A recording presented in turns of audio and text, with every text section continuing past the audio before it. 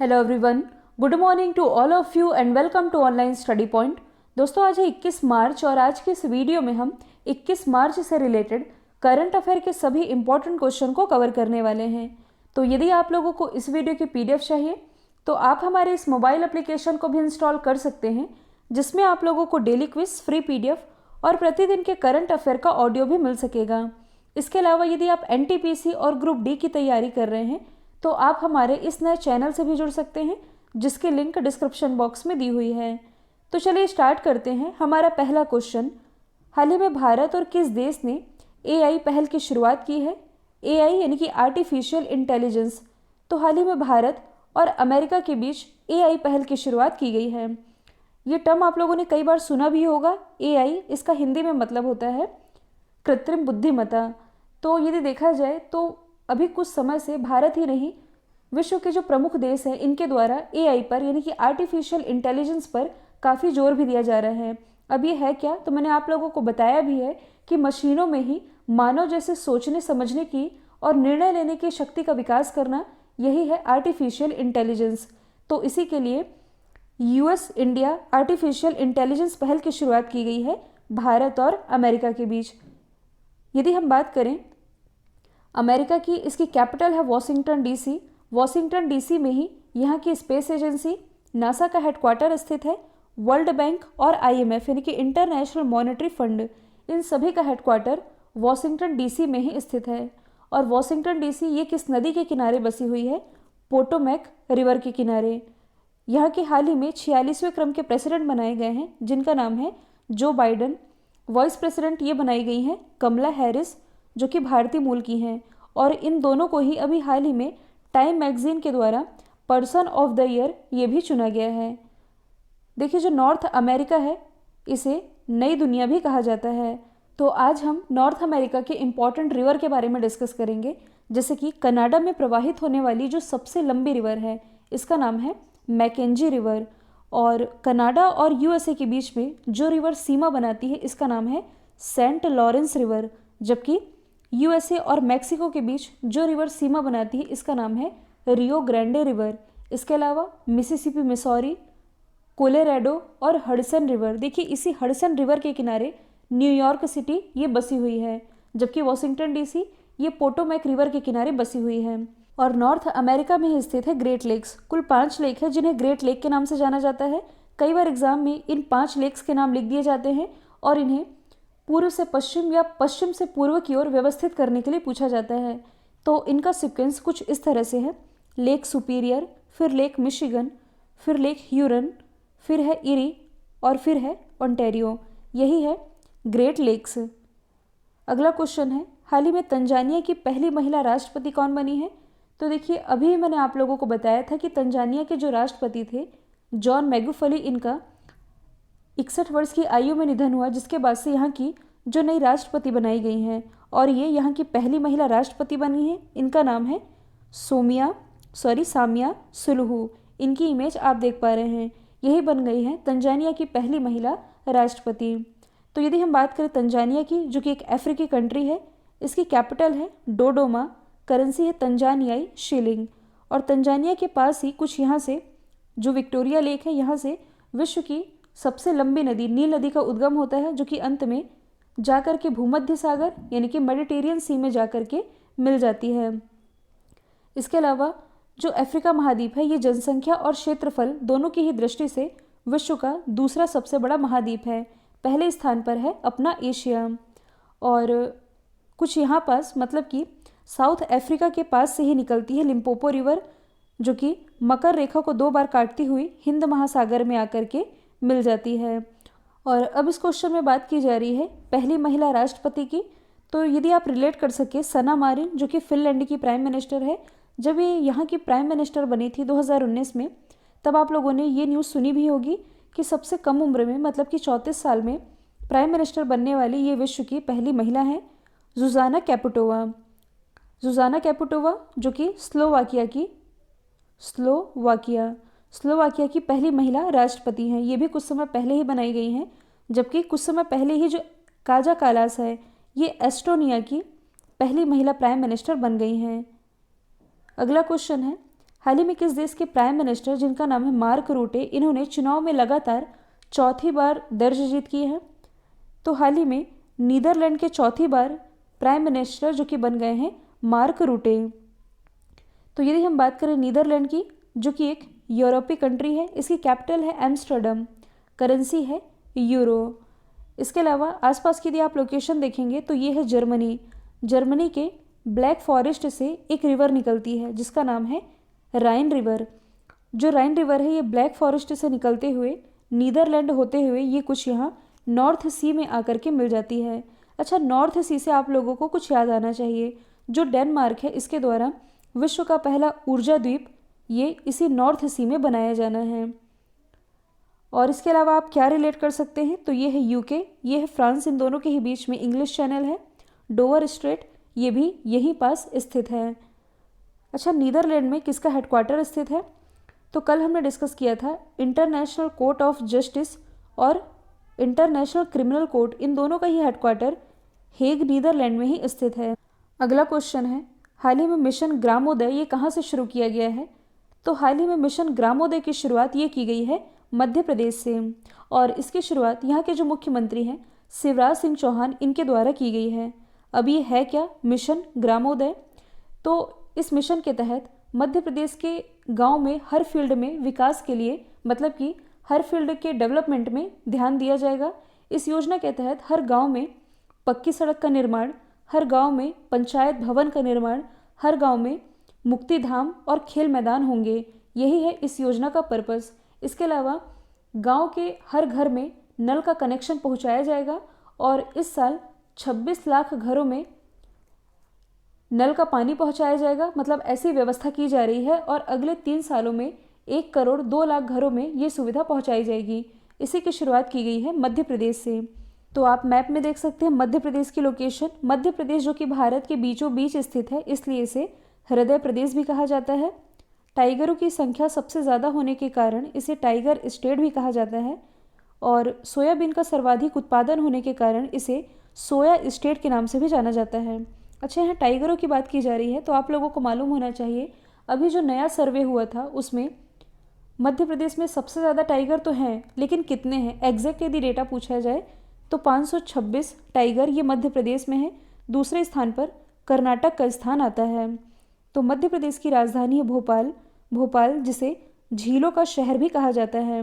मुख्यमंत्री अभी मैंने बताया है शिवराज सिंह चौहान। राज्यपाल है आनंदीबेन पटेल। मुख्य न्यायाधीश तो ये हैं जस्टिस मोहम्मद रफ़ीक।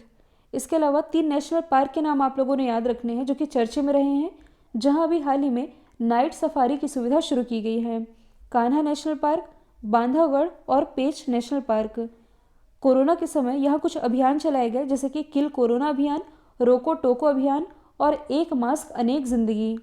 अगला क्वेश्चन है, 2020 के ह्यूरन इंडिया वेल्थ रिपोर्ट के अनुसार भारत का सबसे ज़्यादा करोड़पति वाला राज्य कौन है? मतलब कि भारत के किस राज्य में सबसे ज़्यादा करोड़पति लोग रहते हैं?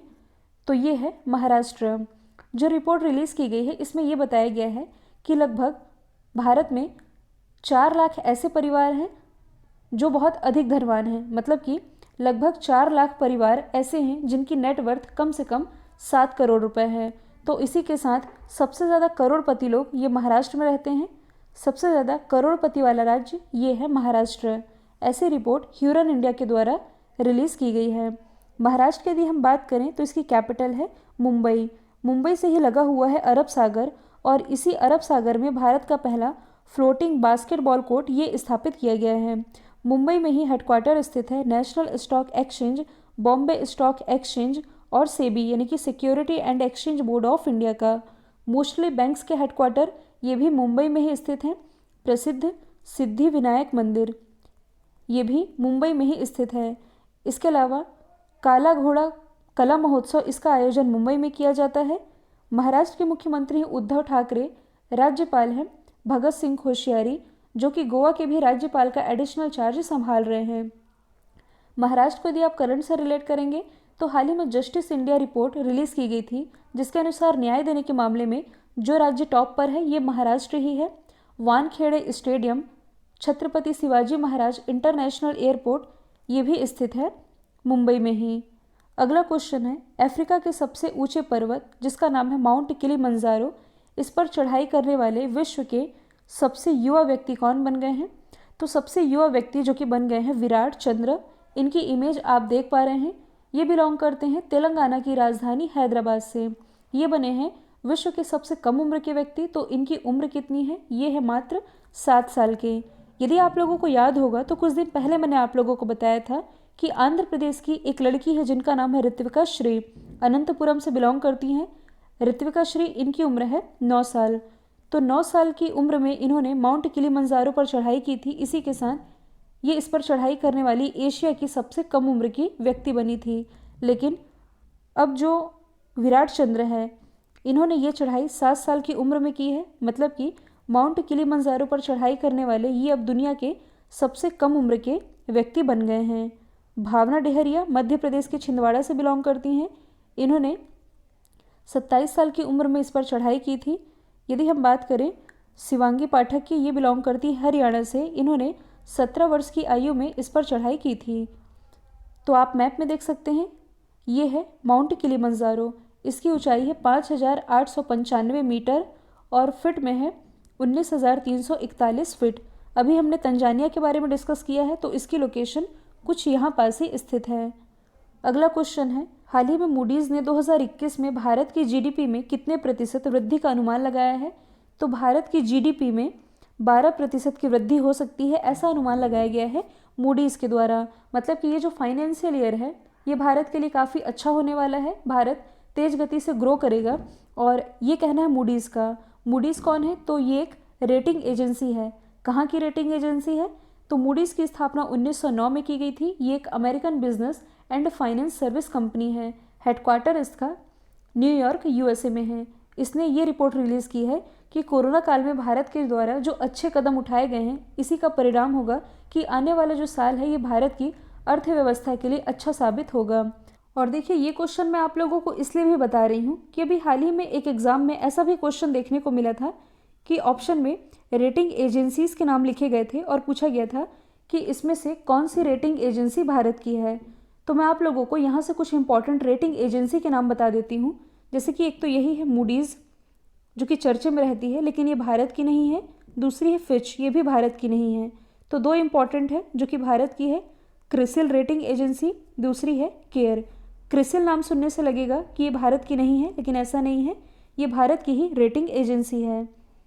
अगला क्वेश्चन है, हाल ही में किस राज्य को वन धन विकास कार्यक्रम के लिए मॉडल राज्य घोषित किया गया है? तो हाल ही में वन धन विकास कार्यक्रम के लिए मॉडल राज्य घोषित किया गया है मणिपुर को। तो सबसे पहले हम जानेंगे कि ये योजना है क्या। आप लोगों ने जन धन योजना सुनी होगी, अब ये वन धन योजना ये क्या है? तो आप सभी जानते हैं कि जंगलों के अंदर जो आदिवासी लोग रहते हैं उनकी कमाई का जो साधन होता है, मतलब कि कमाते कैसे हैं, अपनी आजीविका कैसे चलाते हैं, वनों से जो चीज़ें प्राप्त होती हैं उन्हें बेच करके, जैसे कि तेंदुपत्ता, शहद, इन सभी को वो वनों से कलेक्ट करते हैं और उन्हें बेचते हैं। तो जो सरकार है, सरकार ने 24 अप्रैल 2018 को एक योजना शुरू की थी। मतलब कि ट्राइफेड के नेतृत्व में ये योजना शुरू की गई थी जिसका नाम है वन धन योजना। इस योजना के अंतर्गत जो ट्राइबल लोग हैं ये शहद, तेंदुपत्ता या कोई भी यदि हैंडक्राफ्ट बनाते हैं और उन्हें यदि बनाकर बेचना चाहते हैं तो उसके लिए सरकार इसे प्रमोट करेगी। इसी के लिए इनकी आजीविका में सुधार के लिए इसकी शुरुआत की गई थी सरकार के द्वारा और ये ट्राइफेड के अंतर्गत काम करता है। मतलब कि इसी के नेतृत्व में, ट्राइफेड क्या है तो इसकी फुल फॉर्म बनती है the tribal cooperative marketing development federation of India. इसकी स्थापना 1987 में की गई थी और ये जनजातीय मामलों के अंतर्गत आता है। अब इसके लिए मॉडल राज्य घोषित किया गया है मणिपुर को। मॉडल राज्य घोषित किया गया है कहने का मतलब है कि मान लीजिए यदि कोई व्यक्ति अच्छा काम करता है जिससे कि आप इम्प्रेस होते हैं तो आप क्या करते हैं, उसे अपना रोल मॉडल बना लेते हैं। तो ये जो मणिपुर है इसने इसी वन धन विकास कार्यक्रम के अंतर्गत बहुत अच्छा काम किया है, जिसके कारण इसे अब मॉडल राज्य घोषित कर दिया गया है। तो आप मैप में देख सकते हैं मणिपुर की लोकेशन। इसकी राजधानी है इम्फाल, मुख्यमंत्री है एन बीरेन सिंह, राज्यपाल है नज़मा ए हेपतुल्ला। विश्व का एकमात्र तैरता हुआ फ्लोटिंग नेशनल पार्क यहीं स्थित है, किबुल लामजाओ नेशनल पार्क। इसके अलावा 6 बार की boxing world champion Mary Kom ये मणिपुर से ही बिलोंग करती हैं और पूर्वोत्तर भारत की मैंने आप लोगों को कुछ इंपॉर्टेंट पहाड़ियाँ याद करवाई थी, जैसे कि सबसे पहले तो आप राज्यों के नाम देख लीजिए, अरुणाचल प्रदेश, फिर नागालैंड, मणिपुर, मिज़ोरम, त्रिपुरा, मेघालय, ये है सिक्किम। तो यहाँ से हम देखना शुरू करेंगे। अरुणाचल प्रदेश से यदि आप देखेंगे तो ये है डाफला हिल्स, मिशमी हिल्स, पटकाई बुम। नागालैंड में है नागा हिल्स, मिज़ोरम में है मिज़ो हिल्स, मेघालय की बहुत आसान है गारो खासी जयंतियाँ। इसके बाद मणिपुर के पास कुछ यहाँ स्थित है बरेल रेंज और मिकिर हिल्स, तो ये आप याद रखेंगे। अगला क्वेश्चन है, हाल ही में चमोली देवी पुरस्कार 2020 से किसे सम्मानित किया गया है? तो चमेली देवी पुरस्कार 2020 से ये सम्मानित की गई हैं नीतू सिंह। अच्छा, ये जो पुरस्कार है चमेली देवी पुरस्कार, ये किस क्षेत्र में दिया जाता है? तो ये पत्रकारिता के क्षेत्र में दिया जाता है, ये भी आप याद रखेंगे। तो 2020 के लिए इस अवार्ड से सम्मानित किया गया है नीतू सिंह को। 2018 में इसे सम्मानित की गई थी प्रियंका दुबे और 2019 में इसे सम्मानित किए गए थे आरफा शेरवानी और रोहिणी मोहन। अगला क्वेश्चन है, हाल ही में राष्ट्रीय टीकाकरण दिवस यानी कि नेशनल वैक्सीनेशन डे ये कब मनाया गया है? तो ये भी हाल ही में मनाया गया है 16 मार्च को।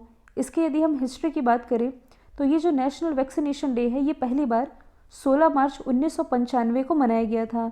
इसी दिन क्यों मनाया जाता है? क्योंकि 16 मार्च के दिन ही भारत में 1995 को पोलियो की वैक्सीन की जो पहली खुराक है ये दी गई थी। अच्छा, एडिशनल तौर पर आप ये याद रखेंगे कि भारत को पोलियो मुक्त ये कब घोषित किया गया है? 2014 में। तो इसी की याद में 16 मार्च को मनाया जाता है नेशनल वैक्सीनेशन डे। इसके अलावा 20 मार्च कल थी, तो 20 मार्च को मनाया गया है विश्व गौरैया दिवस। तो गौरैया की जो प्रजाति है इसके संरक्षण के लिए लोगों में अवेयरनेस फैलाने के लिए ये दिवस मनाया जाता है 20 मार्च को।